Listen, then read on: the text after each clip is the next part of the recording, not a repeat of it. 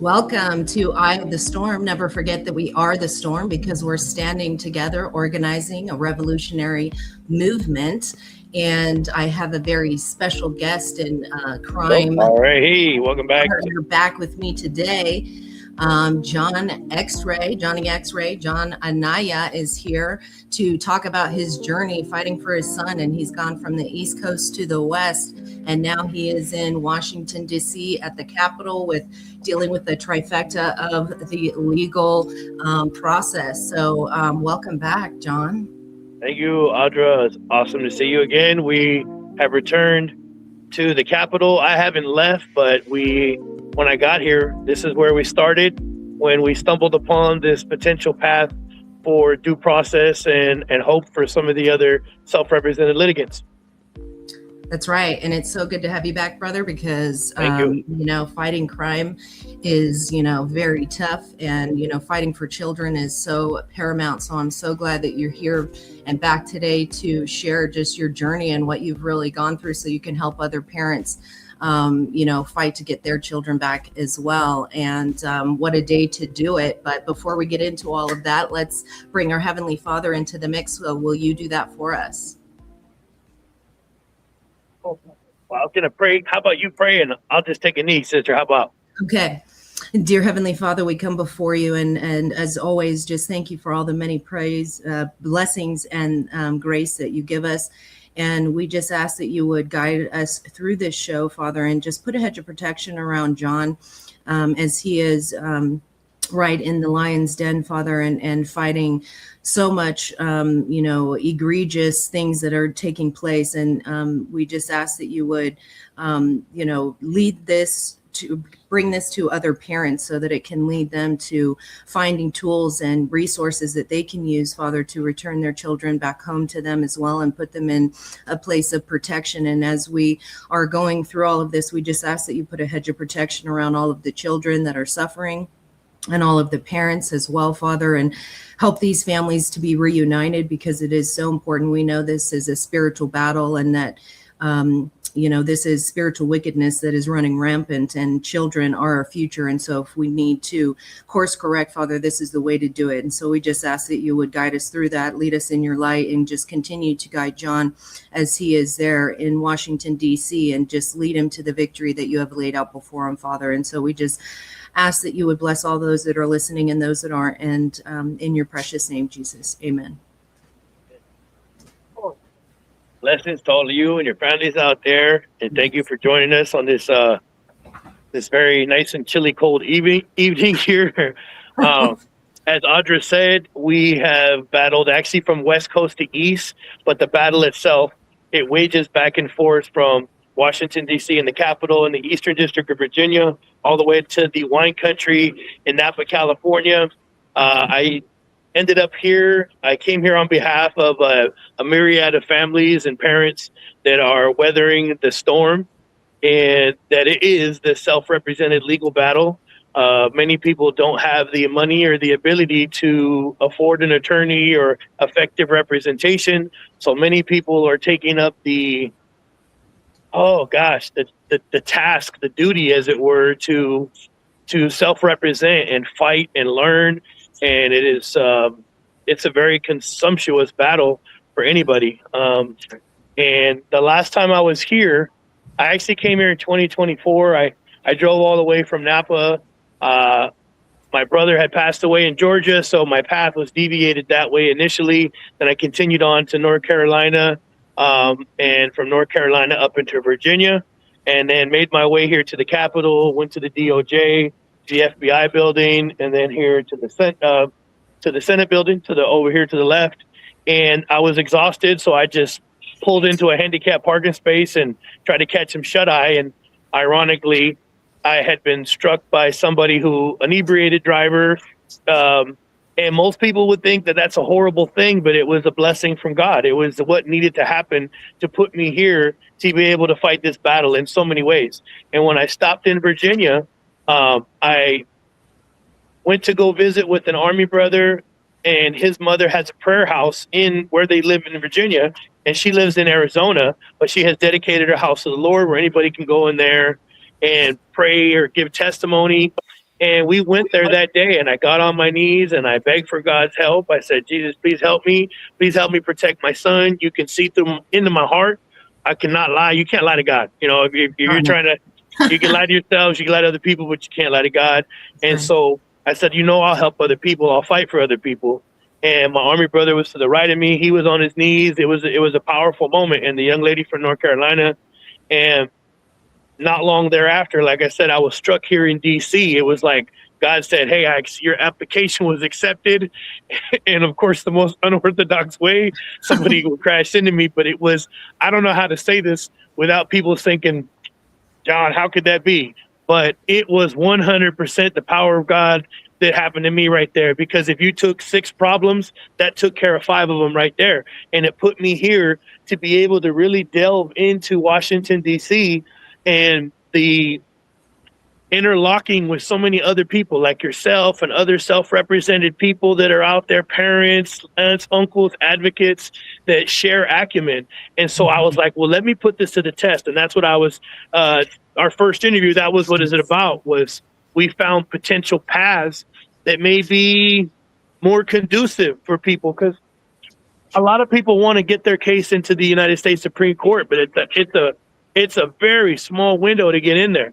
And it's costly, and it requires a lot of acumen just to even establish jurisdiction from your own state. You have to go through the appellate process and then request a review to your state Supreme Court before you can even request a writ of certiorari to SCOTUS. But we have achieved that. The last time I was here, I was still navigating the appeals process, and I am now properly before the United States Supreme Court. My case has not yet been docketed. It's been submitted.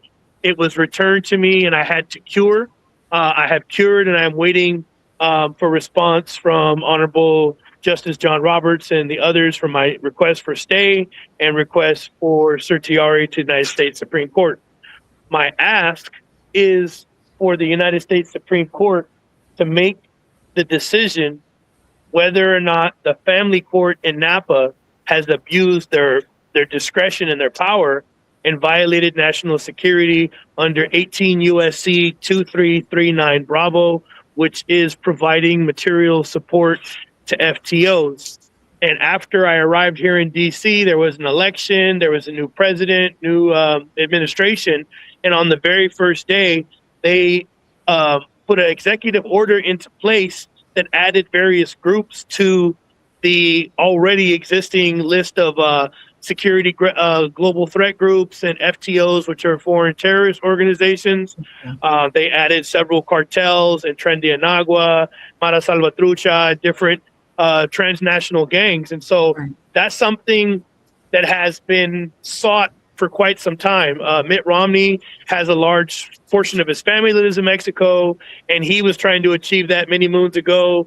Lindsey Graham, when there was a few Americans were harmed in El Paso, I think it was, or Juarez, and Lindsey Graham made the same ask to try to change the cartels over to those security threat groups. Because what that does is it's a game changer. Then it's like the CIA, Tier 1 operators, etc.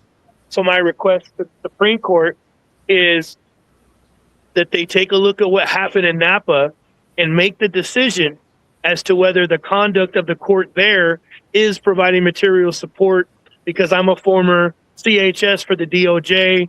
I was married when I was in the Army to a woman whose father would be taken by force from his home in San Carlos and dispatched by the cartel. And between 2008 and 2010, I would volunteer to the United States Department of Justice to prefer action on behalf of the United States.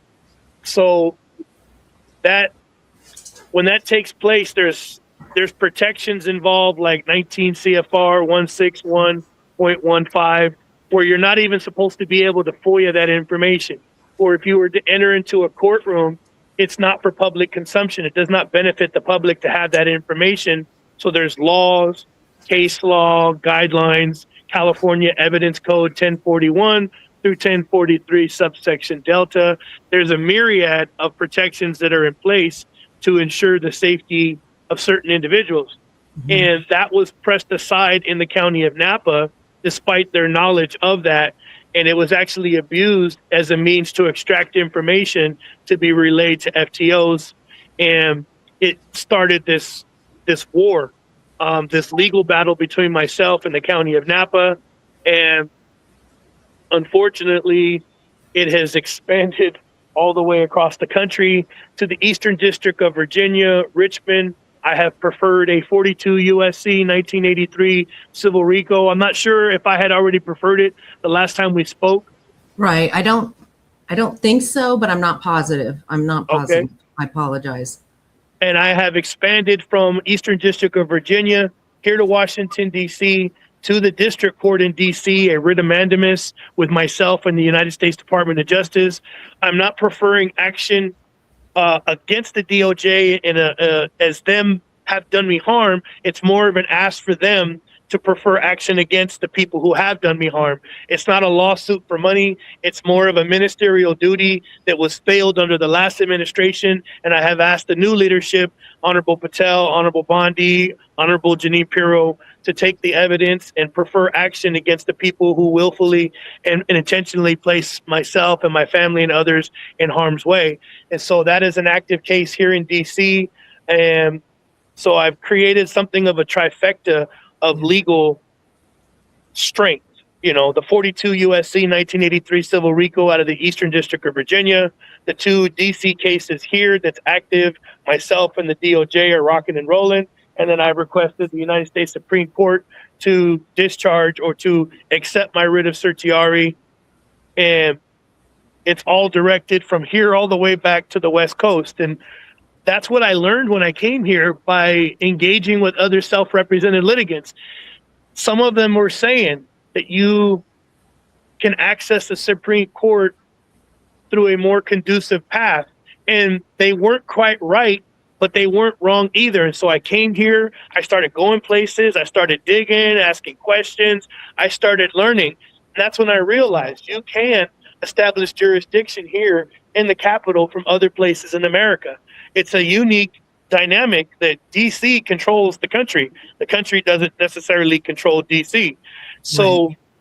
we have federal buildings, federal employees, and they are the highest echelon of justice, where the laws are made. This is as high as it gets. So if you have requested from your state or your county, many people have asked for protection or redress and been left they've been left not whole. So those who elevated their complaints or requests for assistance or protection to the DOJ, to the HHS, IRS, or the EPA, well, that initiates the duty here.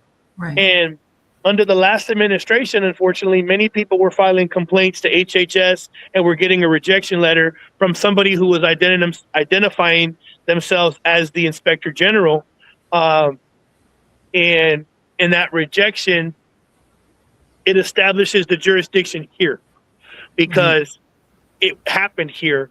And to get jurisdiction here is something, it's unique. You either have to live here, the incident had to happen here, but because these are federal buildings, federal employees, there's a pathway. And I've met other Americans thus far from San Diego and Colorado and different places that are actively Virginia. They're actually have action preferred here. So we were rubbing shoulders with one another and seeing what we can learn. I've learned quite a bit. The DC court has an appellate circuit, and it's one stone's throw away from SCOTUS. And so it's more, I'd say, accessible than the Supreme Court because, let's face it, the docket for the Supreme Court is not easy to get on that docket. Thus far, we've had one self-represented litigant, Wade Reeves out of Oklahoma, who's also battling against California. Gavin Newsom and Rob Bonta jumped into his appeal, and he preferred action against them. He sued them in federal court from Oklahoma, and they sicked a whole bunch of attorneys on him, and he's been battling ever since. And so he's actually filed 2 writs of certiorari, one for Oklahoma and one for California, and he's actually been docketed.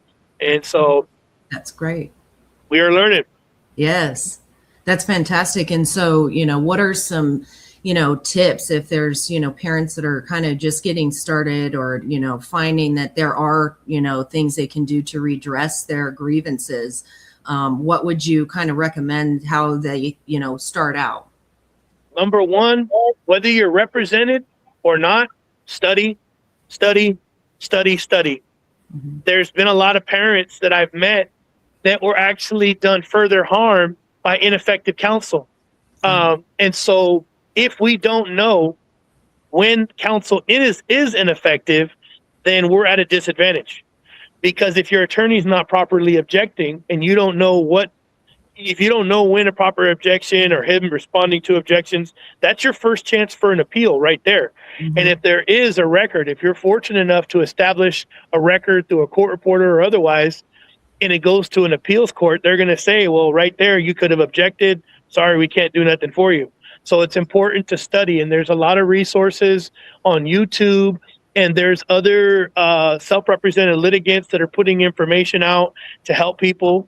And I'm actually here in DC right now. Some folks converged from Maine and from California, that there's folks that are putting together apps that they're engineered and geared to help the self-represented litigants that are navigating this battle, so that you'll be able to put your information in there. It'll be able to scan it for RICO violations, for ADA violations. There's a lot going on right now, and leadership is actually proactive in this. They've reached out to some of these creators of the tech and the technology, and they're trying to work with them. And so that's actually why I'm here today. I accompanied somebody to come on this journey. And another thing that I think is important as far as being a self-represented litigant, oh gosh, artificial intelligence. I just got to call it for what it is. Until I didn't know how to use the AI or what the AI was until I got out here. And I actually met a parent through TikTok and through another platform that that I learned how to use one, and it was a game changer. But learning how to use it effectively is the first obstacle. So we hope that other parents and people that would know how to use it and find the right platform, because each one has a different attribute and a different strength. And so what we've done is, because it can be costly, we'll have one parent use one AI platform and another use a different one, and then we'll send it to the next person. We relay it. They'll run the document through that one. Then we send it to another one. So you can get a really good finished product, because each one will apply its strength and or its weaknesses. And at the end, you can get some pretty powerful stuff. Right. Well, and don't you think, though, that's why educating yourself is important as well, so that you're not relying completely on that for doing the task. And then because you're not seeing the errors that it could make or different things like that. It's like still, be very apt to learn about what you're doing, so that you have a greater understanding. But that's a tool that's great to use for if you're like, once you're at a point where you need it to like kind of hone in on some data and like find certain things, right? It's like to cite case law points and authorities. It's excellent because just having the AI will not help you at oral arguments. If you're in the courtroom and an audible is thrown at you, if you don't understand the fundamentals, if you don't study what the rules of your local court are, the state, you can be at a disadvantage, because they may throw something at you and you're dependent on the script that's been given to you by the AI, and it could go very bad really quick. And that's how it was in the beginning. I was actually paying for what's called assisted legal, where an attorney will help you. They go do the research and then they give it to you, but you got to do the heavy lifting. And I was asking for them to come into the courtroom for me on special appearance, and they wouldn't do it. And so when I would go in there, I was having to battle against a licensed, seasoned attorney. And so they would throw things that weren't in my documentation and I didn't know. And it opened up a door for them to manipulate the self-represented litigant, because we don't know the case law points and authorities, and it may not even be applicable or relative, or it might not even be the right case law points and authorities. But again, if you don't know that and you don't object or present a stronger argument, a more controlling precedent, you may be, again, you can get mowed over. So study, study, study. I always tell people, start off with objections. Learn about the objections, the hearsay. What is hearsay? What are the exceptions to hearsay? Learn those objections. Whether you use them or an attorney does, it'll benefit you because you can say, hey, ain't you supposed to be objecting right now? What's Mhm. going on? Right. Well, and don't you think that's why it'd be important? Because I know they don't provide court reporters, and you need something where you're going to have a record. Because I think that's why, they bank on all of these things, people being ignorant of the law so that they can railroad you when you go in there if you do want to represent yourself, right? Yes. And otherwise, you have an attorney who's useless and they're not going to do anything for you. But if you have even the record of that, you can go back to it and make sure that you have, a transcript, something that you can use for an appeal for whatever it is. It's like they try and, obfuscate and hide things by not providing things like that. When any other time, I feel like in any other courts, they really want to have their record. Like, but in these, I feel like when we're dealing with children and families, like they just don't want people to know what's going on. And so when you have a record of that, I think it can be very useful in your pursuit to do what you're doing, or just, hold the people accountable as well. That's the ideal next point to go to, like you said, jurisdiction and the record. Either create the record. If you're in the courtroom and something wasn't said, if it wasn't expressed in the minutes, file a declaration and make sure you get it in there. Because if they don't contest it within a certain amount of time, because litigants are going in there and they're asking, may the record reflect, and it's not being reflected. And what that does is it's prejudicial to the self-represented litigant because it may be something that they need to be part of the record. Right. And that's a denial of due process, because if you need to appeal because something went wrong, if there is no record, you have nothing. And then the appeals court will give deference to the lower court, and you're caught in this terrible conundrum. And so creating the record is so important because, oh gosh, if you have no record, you have nothing. And in California, under CRC 1.100 for people who have disabilities, you can make requests, a reasonable request for things like PTSD to record, but they are denying people these ADA accommodation requests. And if you do have a fee waiver, they are supposed to provide a court reporter, at least in California, at no cost to the litigant. But then what happens is we've had folks who did have a record. There was a court reporter, and then they faced obstacles with that. Things disappear from the record, or they're delayed on getting the record so that the appeals process gets dragged out further.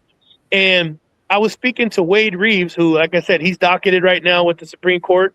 His friend is a private investigator, and he told him, look, and I'm going to relay this to everybody. If you plan to appeal, do not go tell them first. Have somebody else go and get your entire clerk file. Get it all first. And this investigator, that's what he does for a living. And he said, the reason why, and this is something that I'm sure many of us experience, when you go to appeal, things start conveniently disappearing.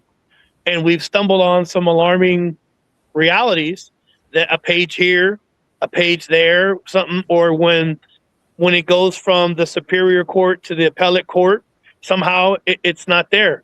Or when the appellate court needs to press it forward, it can also disappear. So make sure before you file your appeal that you go send somebody to get that, because when you do, I'm not making accusations, but hey, things conveniently seem to disappear. And I've heard that from folks all over the country, because Wade, his case is out of California, but he's also filed in Oklahoma. And so, yes, the record, folks, if you have no record, you have no redress. Number 3, standard of review. It's one of your most important focal points. Standard of review. You got abuse of discretion, insufficient evidence, and de novo. De novo is your strongest standard of review. And sometimes people will get caught up in the insufficient evidence or abuse of discretion, but those are very hard to achieve because deference is often given to the court. But when it's de novo, where the law was translated incorrectly or improperly, you have a better chance at an appeal. We've unfortunately had some very interesting circumstances that litigants, even with the de novo standard, being denied when they've cited what's called a controlling precedent, like in remarriage of Knox 2022. That's the controlling precedent in the state of California relative to needs-based attorney's fees. And the legislature was changed to remove judicial discretion from the arbiters because they didn't want people going in there in cases being decided on who makes more money. They wanted it to be resolved based on the merits of the case. So what they did was they modified that and removed judicial discretion. And if somebody makes a request for needs-based attorney's fees and there is a clear disparity of income and there is available funds and they have made the request, it's mandatory. And that was solidified in the in remarriage of Knox, where she was forced to go through a trial without an attorney when she had made the proper request. And so when she appealed 3 years later at the end of the trial, she was made whole by a reversal. But there's people, that's part of my request to the United States Supreme Court too, that they delve into the needs-based attorney's fees and ADA violations and weaponization of protection measures like the PC 1368 and the vexatious litigant. Both of those were meant to protect, and somehow they've been turned into weapons for other folks. So that's part of my ask to the court here. But we've had some really, really good litigants go all the way to oral arguments, and they have, I would say, they've outclassed and outperformed paid attorneys at times, and still were just mowed over. And it gives the impression that they perceive the self-represented litigant potentially as a threat to the money or the profit. But many of the people that are doing this on their own are not the client base because they don't have the money to begin with. But if people can do this on their own, perhaps they see that just as a threat that there won't be a need. And people that are willing to and able to speak their mind as opposed to be submissive to the court because they're subservient to the bar, they're not going to like that, you know. And so it's getting in the way in the hearings. Go ahead. That's another thing I want to recommend.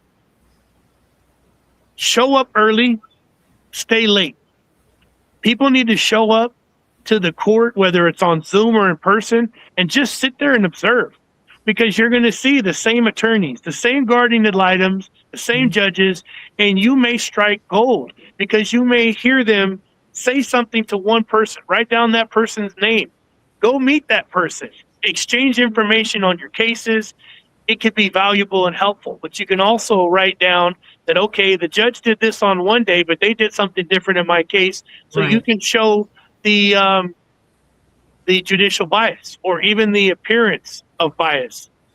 And we're showing up to the appeals oral argument and learning so much because appeals attorneys are like $20,000. It's a specialization within law and it's extremely expensive. So if you can just sit there and listen to paid attorneys argue on behalf of their client, you could be writing down what they're saying, whatever case law points and authorities that they're citing, the arguments they make, and then just duplicate those arguments. But it's alarming though, because we are seeing people achieve a better argument and still being mowed over. Correct. And that's where a lot of people are losing hope because they're going in there with their heart open and the belief, like a lot of us are ex-military and I've spoke to others and we go in there and we're standing at attention and we're showing respect to the court. And then things go awry when it's like, wait a second, I believed in the Constitution. I have brothers that never came home defending and honoring their oath to the Constitution. And then I go into a courtroom with like, okay, well, this is where it's all at right here. And then when that doesn't happen, it's a double slap in the face. It is, but it's also, you know, at that point kind of exposing that part too, showing that like, you know, you can do all of these things and, you know, they're still, it's because, you know, like anytime someone's a threat to whatever this is, right? Like because I would consider this also child trafficking. It's like you can't get in the way of that, and they want just the business to go as usual. So anybody that's going to come in, it's like you could be, as good as or better than those individuals, and it's like you're saying, it doesn't necessarily matter. But I feel like finding that out is also a good thing, because then we can find other avenues, if that's the case, to go down, right? It's like, but you have to exercise that to see, and if they're the ones that are supposed to be taking care of it, then we need to figure out why they're not. Where are they profiting from, not doing that, not allowing people to actually have a fair trial? And that's usually an indication. I tell folks, like, look, if you go in there and you make I learned that through this process too, watching the YouTube videos. There was this attorney, and he was explaining that, the blindfolded lady with the scales, that's not what people think it is. What that means is she has to listen to who has the better argument. And if we don't have the acumen or the experience, an attorney's going to speak in their language, so they may outweigh us. But if you're tipping the scale in your direction and you're still getting mowed over, that's when you know something's wrong, folks. And it happens more often than people think. I had no idea that this stuff was going on. I was blind to the fact. I was one of those people too that thought that, no, man, if something went wrong, there must be something to it. And now I realize all it takes is somebody being friend to the court. We had one gentleman who he was in a divorce, and his wife's father went and got a job at the court in the same courtroom, and it just went downhill for him all the way. And most people, that's a huge obstacle that we're facing right now, is trying to get people to even believe that this stuff can happen. And it can happen anybody. Yesterday I was with a young lady, former Air Force, MP, former law enforcement here.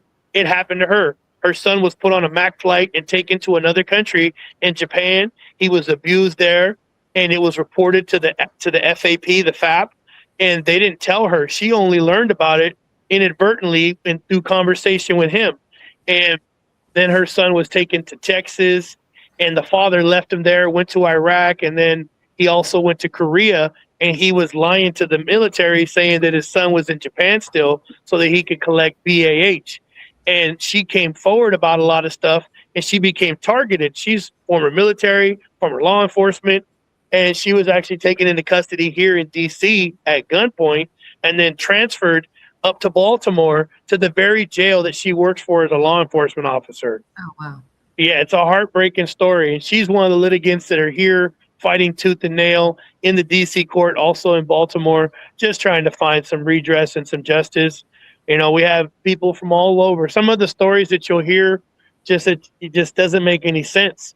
Mm-hmm. But it all starts off down there in the Superior Court. Right. That's the first spot that it starts, in San Diego and different places.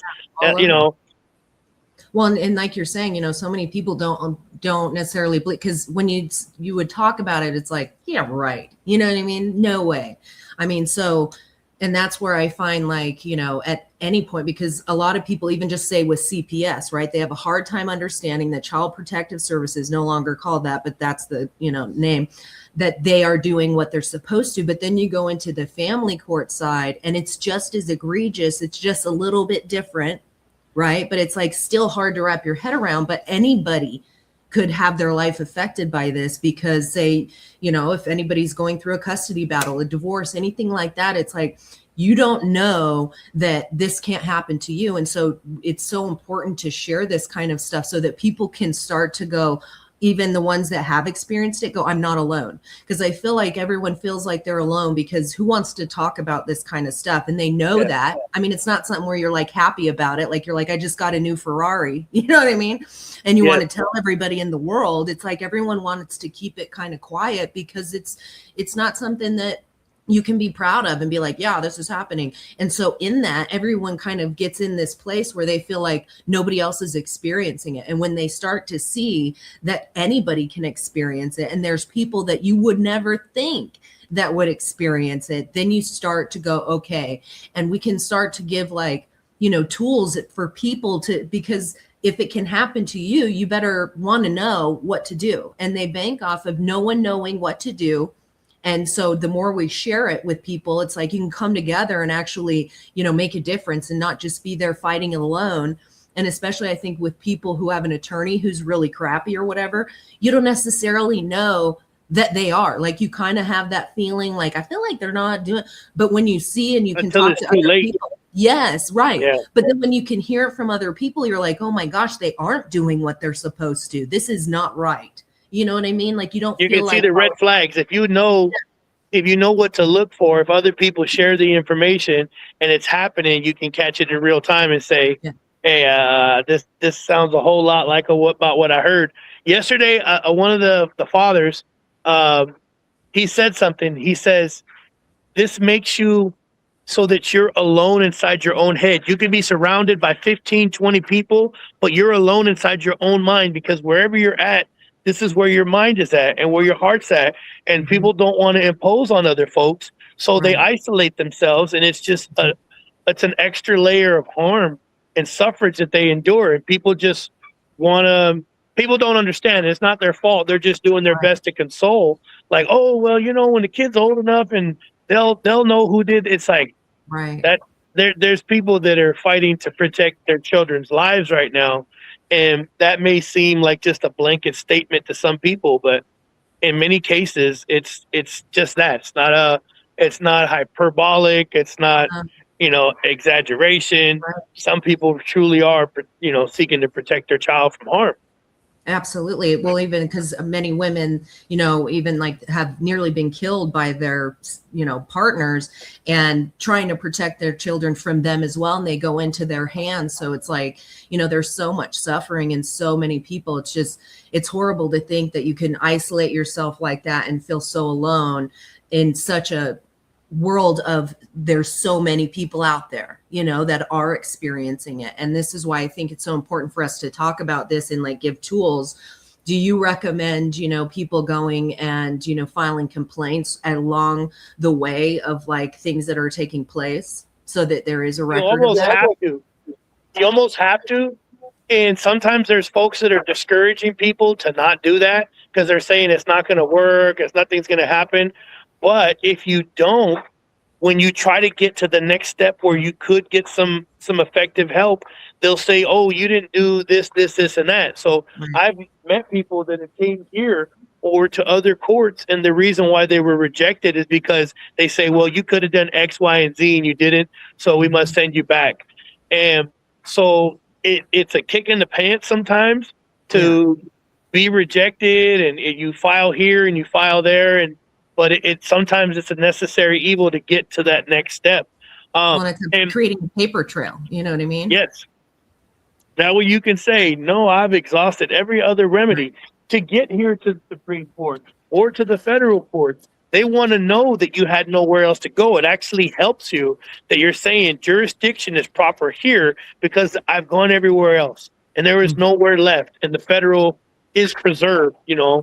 Um, Speaking of, I don't know if you heard about what happened in Napa County. There was a case where the grandmother and the father, I think he was in custody, and the grandmother was begging for Napa County to go check up on her granddaughter. They failed to do so, and the mother and the boyfriend had dispatched the young girl and had her in a freezer. And it was the largest settlement in Napa County history. Nobody cares about money when it comes to loss of human life, Was but that just recent? I almost feel like I heard about it that, but I was. didn't realize. Well, there's another case that's similar. That's why I was starting with the Casey Right. Slusher. And then there was a father and a mother, both had substance abuse issues. That was more recent, where the father was asking, please don't let the mother go over here, or let our child go over to visits where the mother is. I have concerns. And the child passed away to a fentanyl exposure, and they charged the mother. Somehow the father was arrested and charged, and he was placed in the Napa County jail, and 3 men tried to take his life because of the charge, even though he Right. had asked for Napa County to not let the child go over to where the mother's was. It doesn't matter. His papers said that, and that's what they go by. Well, that's the bizarre thing is, why'd they put him in population? And if you go to the Casey Slusher case, that $5 million is not covered by insurance because Napa's insurance policy doesn't cover wrongdoing to that effect. So it would have to come out of the general fund. And $5 million is a lot to come from Napa County if that money is not ready to go. And Right. so there's concerns by some people. Did they intentionally put that father in population knowing that he would be attacked because of the nature of the charge so Right. that they would not have to worry about another lawsuit like the Casey Slusher case? And it just begs the question, why the heck did they do that? And that's another big ask right here to the United States Supreme Court and to the DOJ that we're asking them to really to zoom in onto the county and are they abusing the machinery of justice to silence litigants because they present a liability? Right. And I think that could be anywhere in California that we stumbled upon insurance policies that do not cover wrongdoing like fraud or harm done by the county itself to taxpayers. The taxpayers pay for the insurance policy, but if harm is done to them by somebody that works for the county, that insurance policy doesn't cover them. And so are they abusing the machinery to slide aside liability is what our concern is. That's one of our concerns and requests to the DOJ. Yeah, that's definitely, I mean, it is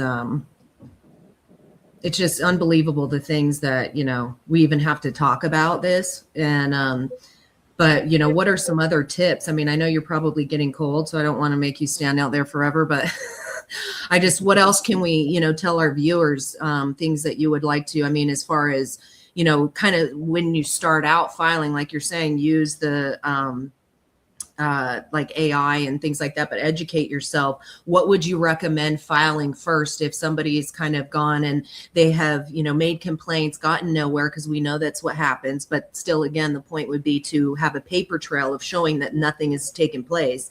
But what would you say the next first step would be as far as like filing and going to where you're at now? Well,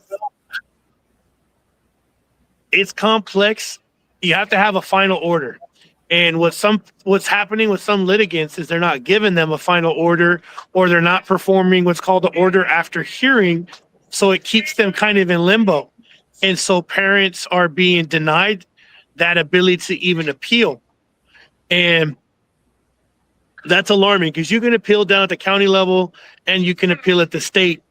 But if you're actively in court and you make a request for like an ADA accommodation and you're denied, I would highly recommend going to the appellate court on that to see if you can get a mandamus from the appeals court or the Supreme Court to compel the lower court to do what they must.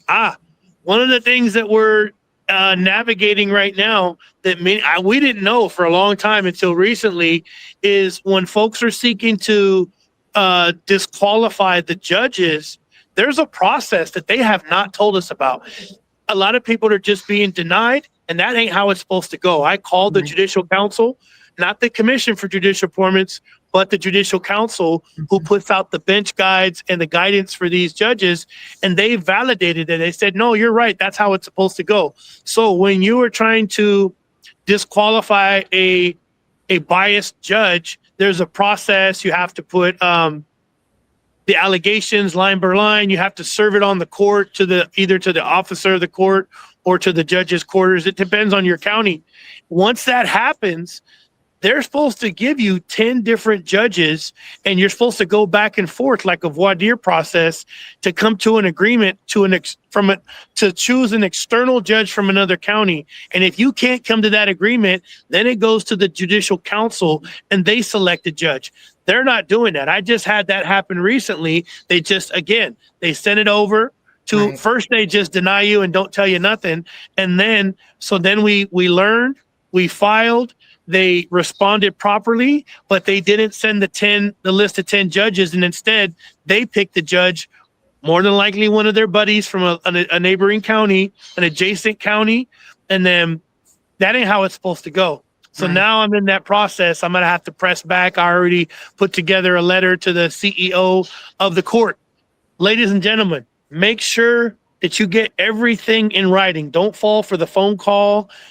Reach out every day that you go. If people aren't allowed into the Zoom to observe, make a complaint with the CEO or the court admin. Excuse me. Sorry about that. I'm a little bit under the weather if you can't hear it in my tone. Um, if you don't make those you got to establish that record, and you got to stay on them, and you got to have people show up to court. If you have a church, if you're part of a congregation, that should be your first line of defense. They should be filling those seats in that courtroom and observing right there. The judge should see that this person has family, has a community within their church, and they're here on behalf of their faith. Mhm. And that's a powerful message when an arbiter may be thinking about doing something, you know what I mean? Because Yeah. it's one thing when there's nobody in there, but you got Right. them seats filled with your congregation. They're going to be like, well, I don't want to do this in front of, they may go to the same church. You never know. Watching you, you know what I Mm-hmm. mean? Yes, ma'am. All eyes. Because they like to pretend, they like to do things behind closed doors or in the darkness, you know what I mean? So as soon as like eyes are on them, they act different. And that's what we need, is for them to start going, people are watching. You're not just going to be able to continue to do this, because it's like they've just been doing it for so long, because nobody's known like what to do. Everybody's been alone in it. And that's why community is so important, and to support each other. Like, where would you recommend people, like if, someone's just watching this for the first time and starting to understand it, and they're like, oh my gosh, I'm going through that same thing. Where would you recommend they find other people that they can communicate with? Your number one asset before all others is going to be the people that are in the same court audience. We have a platoon size element in Napa County of wealthy, middle class, lower income. And when we're in the courtroom and we hear something along the same lines, we reach it out to that person. Those people are in your community. They're close by. They're going to know the same guardian ad litems, the same judges. That's your first line of defense right there. They may even be in court anyways to be there on that day. And they're going to understand it. So you'll have less effort that you got to go through to get them to understand. They're going to be like, oh, I know they did the same thing to me. Where other folks are going to be like, you're going to do your best to try to compress it, but it's so hard. And so other folks are going to understand. And so I highly recommend at the county level, they're the closest. Get interweave yourself with those other folks. There's going to be some people that are probably going to not be the ideal, and so you're going to have to use your best judgment. But you don't miss out on that, folks. Step outside the courtroom. Hey, how you doing? My name is such and such. I heard you in there. Can we exchange information? Maybe have coffee, a sandwich, whatever, and let's talk about this. I noticed that, and it's a wealth of information that can be exchanged with one another. Amen. I love that. And so, and we can start to kind of wrap. How can people like support you in your endeavors? Just keep an eye out there. Support me by echoing the information to one another. I go to great lengths to try to get this information. Just give it to somebody else. I'm here not just combating the people that are doing the harm, but unfortunately, there's some other people that have been harmed. They're now party to the harm to others. So don't do that. That ain't right. If you've been on the business end of the harm, don't exploit people. There's somebody on their way here right now who is actually going to be homeless pretty soon. And I'll be doing an interview with her. And man, you would not believe how many folks have got next to nothing, but they give that over to these people because they're desperate and they're hurting and they get done dirty. And it's just like, wow, that's a special kind of evil right there. If you know that pain and then you go do harm to somebody. So if you're even thinking about it, if you see it, say something, do something. We're here standing on business. I'm going to close with prayer for us right now. You started, so I'll close with it. I'm going to take a knee. Thank you, Father God, for the protection that you give us. We are here to do battle in your name. Yeah. We shall not go quietly into the night. We love you and we praise you for the gifts that you have given us, the love and the communion with other folks. We pray for those that are suffering, whether they know your name or they do not know your name, that you give them peace and you give them strength. Let them know that you are watching and that we are here fighting in your name on behalf of them and for these children, Father God. May you protect us. May you protect our children. And we do all things in your name. We praise you and we love you. In Jesus' holy name, amen. Amen. And I'm just so glad that you, joined me again. And I look forward to bringing you back on when there's more news to share. And as you continue to go down this journey, and, I'm so proud of you, brother. You're doing an amazing job. And, I know this is going to help other families. So God bless you for what you're doing and for, just doing, what God's asked you to do. So it's such a blessing to have you. And again, I look forward to having you back. Do you want to share some of your socials? I can also put it in the description of the show, but how can people follow you? Well, I just want to let y'all know I'm rocking and rolling. There's going to be a point where I may not be able to be here because what I'm asking of the court in the United States Department of Justice, my circumstance is exceptional. I've taken on a great deal of risk and danger to stand with other people. I made that promise, but it's difficult. But I'm making Honorable Bondi and Cash Patel and Janine Pirro and the others. They've assigned assistant U.S. attorneys, and I'm seeing movement on that front. And I'm holding firm out here. Like, it wouldn't make sense for me to be out here because of my circumstance, but I made that promise and I'm holding the line for the promise that I made. So if y'all want to check me out on the platform, my circumstance is chaotic, so I don't want to be famous. I'm not here for that, but I want to support people. They can follow your journey. Just keep an eye on, pardon? So they can follow your journey. You know what I mean? That's what it's all about, sharing the message. Yes, ma'am. I've met some wonderful folks on here, Audra, and wow, I mean, they impress me. Mothers, fathers, uncles, aunts, everybody, and it's an honor to see their resolve and their strength. And so support all of them. Support Audra's platform. You see my videos here. I apologize if I was using profanity back in the, it's rough, it hurts. And but you'll see the progression of it. Yeah. It's Johnny X-Ray 22 on TikTok. Watch Your Six Brother on X, and at the permission statement on on YouTube, on Facebook. It's and on Instagram. It's Vino Valley Ambassador. I gave up my life of a driver out there. Well, they kind of ripped it from me, but I'm in the fight now. But yeah, Vino Valley Ambassador is my platform on that one. Awesome. Well, but if y'all can look at the case, you can look up my cases. John Anaya versus County of Napa et al. There's one in Washington and there's one in the Eastern District of Virginia. I post information on the platform when we're having court. We're going to have court on Monday, the 12th, before they've actually sent my case back to the same judge that we started off with, which is very alarming. He's a defendant. 4 of the judges are defendants in my civil action preferred and my request to the DOJ to prefer criminal action against them. So it's scary because you got to go in front of these judges and they do like to get their run back, when you stand your ground. So in the county of Napa, you can actually attend by Zoom any of the court hearings. So we'll be posting those court dates for myself and Stephanie Johnson and Wendell Coleman and many of the other parents that are going in there and getting bludgeoned. So we humbly ask for people to watch, because you can watch from all over the world and the country in Napa. And so we'll post those court dates and the Zoom link and everything. If y'all can show up and do that for me and see this play out in real time, you won't believe it until you see it. It's bizarre. And Amen. Folks, make sure you get a record.